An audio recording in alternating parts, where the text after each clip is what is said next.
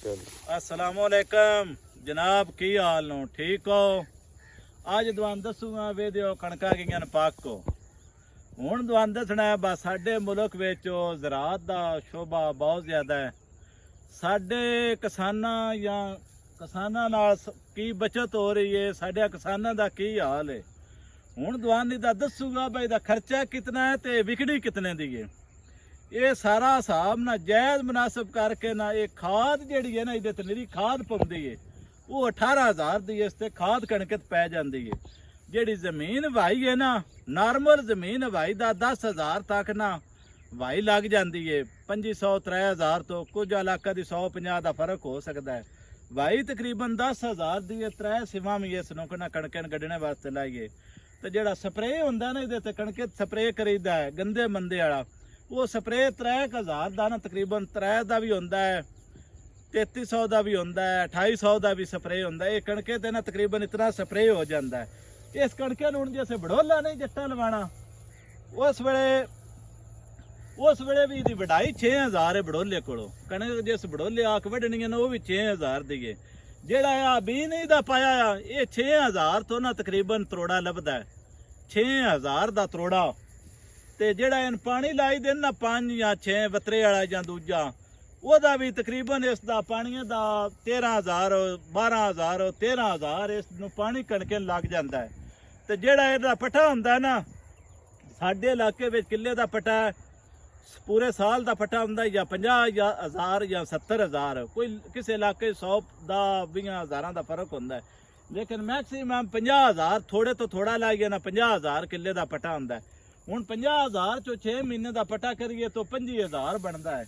ये हुण वेदियो कणकां बणियां ये सारा किसान का जिहड़ा खर्चा है ना ये तकरीबन बनता पिया है 80,000 दे 75 80 82 83,000 तक इसका खर्चा है। निरा इस कणक का खर्चा इस किसान का हो गया। तो ये विकनी कितने दी है इस टाइम अज का रेट जिहड़ा मैनूं पता लगा है वो 5,500 ते तकरीबन बोरी है। बोरी 5,500 दी है। जिस वे इत्थे शुरू नहीं हो जाने बड़ोले या शुरू हो जाने उस वेले इहदे तो भी ये थल्ले चली जाएंगे। हुण दसो ये जिस बोरियां रला के लिया ना इत्थे इस इलाके 2500 4 25 मण या 4 खलवार दे ना नेड़े तकरीबन ये कणक होंदी। तकरीबन ये 12-13 बोरियां जे 12-13 बोरियां वेखिए ना तो 65-66,000 की कणक बड़ी गल है। जिहदी चंगी होई ना 66,000 के नेड़े ना इसका रेट वेच जानी। हुण दसो इसका खर्चा है 80,000 जिहड़ी वो तुहाडा 80,000 बनाया ना उहदे ते जिहड़ा किसान पानी लाया है ना उहदे ते किसान जिहड़ा 10-15 दिहाड़ी दे मगर बचदा है, स्प्रे करदा है, 5-6 पानी लांदा है, कणक गढ़दा है, सारा कुछ करदा है। अगर वो मजदूरी किसान की कढ़िए ना तो तकरीबन 10-15,000 नॉर्मल 1,000 तो मजदूर नहीं दिहाड़ी तो लगता। ये तकरीबन 8-10 दिहाड़ियां निरियां उस किसान दियां लग जाए वो करिए तो 90-91,000 खर्चा बन जाता। लेकिन इसका मैक्सीमम खर्चा तकरीबन असी जिहड़ा किसान या जट करके लियाते ना वो 80,000 है। जी 80,000 करिए तो 66,000 है बचे तो मुड़ दसो प्रॉफिट की लेनी है। 10 रुपए की रोटी तो साडे हुक्मरान करना चाहते हैं लेकिन जी वो रोटी इतनी सस्ती कर देन कम से कम इन्हां जट्टां ते दसो इस किले की जी कणक है इहदे 18,000 की निरी खाद भी पाउंदी है। एक बोरी 13,000 13,500 की है जी थले वाली बगाई दी। दूसरी 5,000-4500 की बोरी खादू दी है।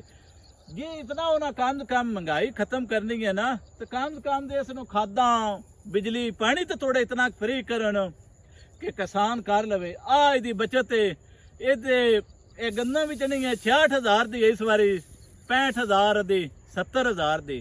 तो जी मजदूरी बननी है ना वो 80,000 90,000 75 तो लैके 90-95,000 तक की मजदूरी बननी है। तो जोड़ा ये विकनी है ना ज्यादा तो ज्यादा वो 65,000 तो लैके 70,000 तक वेच सकती। इसका मतलब है सारे खर्चे कढ़ के भी भी किसानों की जट्टां की कंडी ते तकरीबन 10,000 इस बारी लाजमी आ जाना है।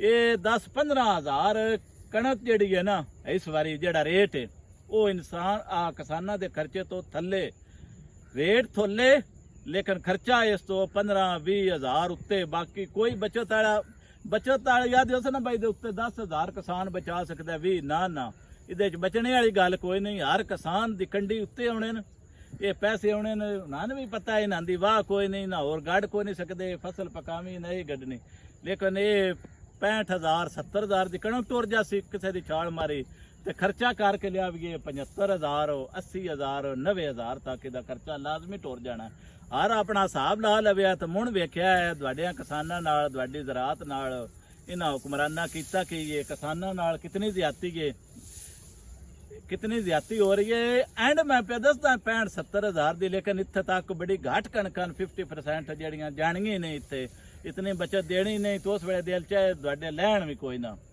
खुदारा वेख लो तुहाडे हुक्मरान की पे करदे न बहरहाल इत्थे हुण बोलने दी इजाजत नहीं क्योंकि गल बंदा कर नहीं सकदा क्योंकि हुण हालात इंज दे नो बाह ना आख सकदे बाई थोड़ा जिहा रेट वधाओ या जट्टां नूं सहूलत दिओ किसानां नूं सहूलत होवे लेकिन खाद 13,000 तो इन्हां दे ते ना आई लेकिन कणक ना 5,500 ते लै आंदी खादां जड़ियां 13,000 दी बोरी वो इनाथों नहीं आ सकी जड़ियां फैक्ट्रियां कोल इनाथों नहीं आ सकी लेकिन कणक ना तुहाडी दरीक दरूक के एक बोरी दा रेट 5,500 तक लै आंदा ठीक हो गया मैं आख्या दस देवां भाई इस वारी हर किसान दी कंडी उत्ते पैसे होने न ये ना रविया बस बड़ी बचत लै जानी ना किसान बड़ी कणक बड़ी बचत लै हर एकड़ विच हर किसान दी कंडी ते पैसे इस बारी लाजमी किसान नूं चट्टी पाउणी है जेड़े हालात इस टाइम बने हैं खुदारा को आप वेख लो साडा मुस्तकबिल की है साडा गो बनना की है ते गो की बनना ते उंज आखना अज ही दो वीडियो कणके खलो के बना के सेंड करो जी ओ कर लियो तरीफां वास्ते नानियां हुक्मरानां दियां तरीफां वास्ते रोज वीडियोज़ पियां बनदियां न बड़ी इस बारी सहूलतां दे रही है खुदारा कोई इंज दी सहूलत न है किसान नाल बहुत ज्यादती है जितनी आखो उतनी ज्यादा ज्यादती है जी ठीक हो गया।